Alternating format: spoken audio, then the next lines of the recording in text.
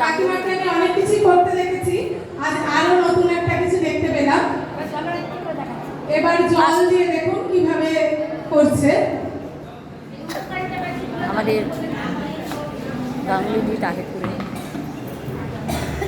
আস্তে আস্তে করো, তাড়াহুড়ো করবে না, খুব আস্তে আস্তে করতে হয়,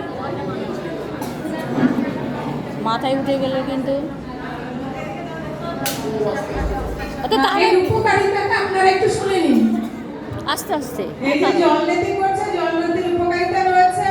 যাদের নাক ডাকার সমস্যা দূর করবে, সাইনাসের সমস্যা দূর করবে, যাদের শ্বাস নিতে কষ্ট হয় তাদের জন্য উপকারী, যাদের সবসময় ঠান্ডা লেগে থাকে তারাও উপকার পাবে এই জল নীতি ক্রিয়া করলে।